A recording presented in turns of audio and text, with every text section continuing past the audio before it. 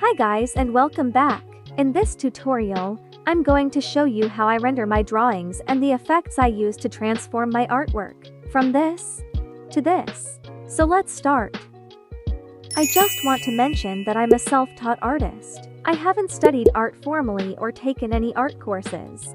On top of that, I don't know much about color theory, and I find it complicated and difficult to grasp. But that hasn't stopped me. I simply draw what inspires me, and I especially love drawing girls and using pastel shades. Now, let's go and see how I render my drawings. Let's start from the sketch. I usually start sketching with a light gray base. Once the line art is refined, I adjust the color to match the palette I'll be using for the piece. To do this, I use the magic tool, select curves, then tap on the desired color like red in this case, then adjust it until I get the perfect shade. Once I'm done, I create a separate layer beneath the sketch layer and begin applying the base colors. I use a technique to keep the colors clean and defined. First, I fill the sketch with a base color, then I create separate layers for each element like the hair, eyes, and clothes and turn on the clipping mask for each. This keeps everything organized and ensures the colors stay crisp and controlled. After that, I begin with a very basic rendering. For example, to blend 3 colors on this tree for an autumn look, I turn on alpha lock, pick the colors, and use a soft brush from the airbrushing and start coloring.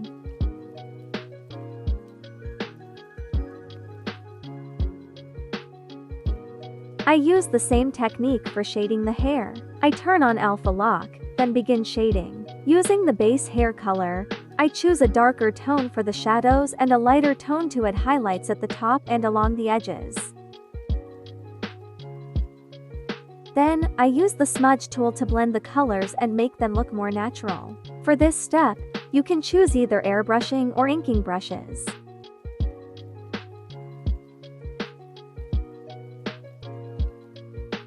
Next, I add fine lines to the hair to enhance its natural look and give it more depth.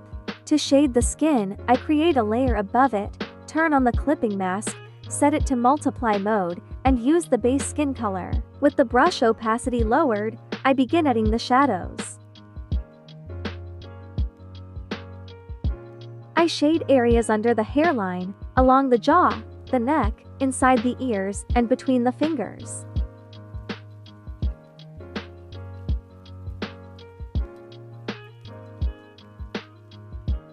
Once I've finished shading, I lower the layer opacity to soften the effect and create a more natural look. Now, I add extra texture to the character, like a touch of red on the cheeks, above the ears, on the fingers, and on the knees. This technique gives the character a cute, lively look. Once I'm done, I take a step back to check if the colors are harmonious. At this point, I'll also change the color of the line art. I change the layer mode to multiply, then adjust it by erasing the excess lines.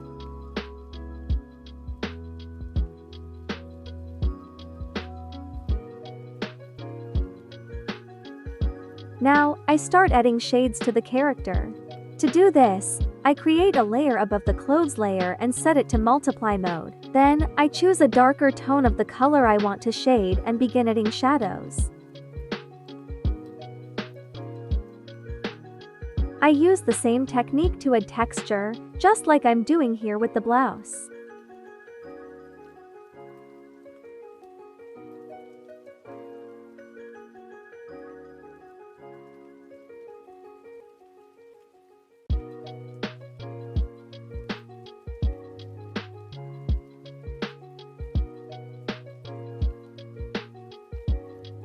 Now, I start adding light to the eyes. To do this, I create a new layer and set it to add mode, then I turn on clipping mask. I use the selection tool and select the area I want to highlight.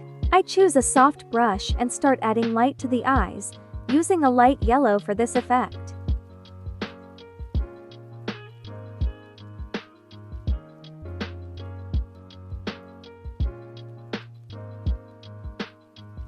Once I'm done, I lower the layer opacity to get more natural color. On a separate layer, I add extra details to the eyes, like white dots, to make them look more alive. Here, I'm adding more dots to the eyes to make them look different. Now, I clean up the sketch by removing any unwanted lines.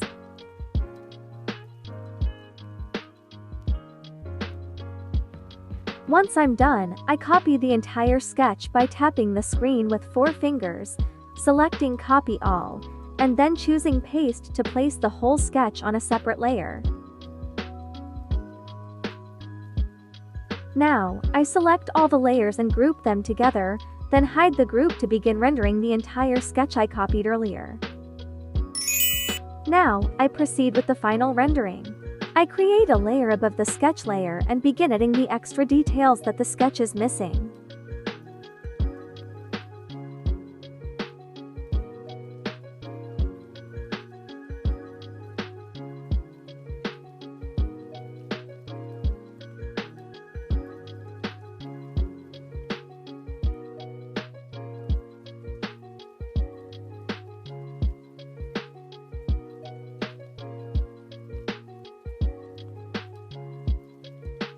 After I finish, I merge the layer with the sketch layer and then move on to the next step, adding shadows and highlights.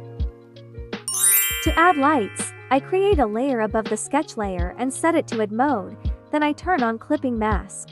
Now, I choose light yellow and start lighting with dry ink brush.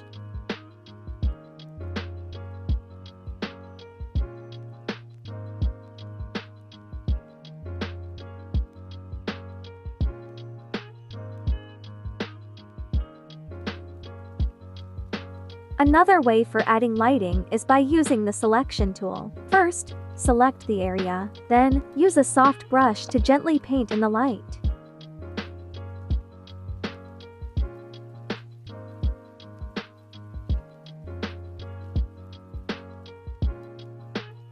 To create a more natural effect, you can refine the light by either blurring the edges of the light or erasing parts of it with the same soft brush.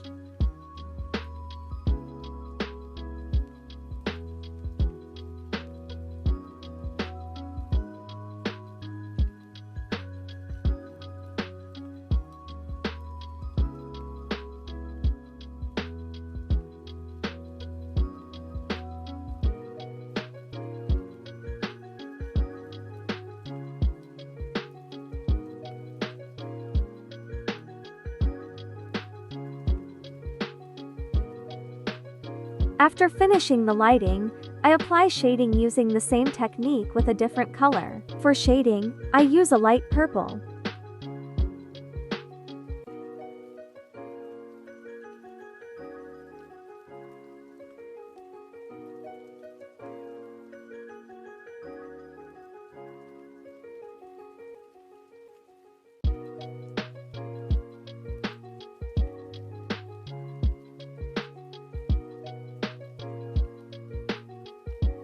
I usually render the background on a separate layer to make adjustments easier later on.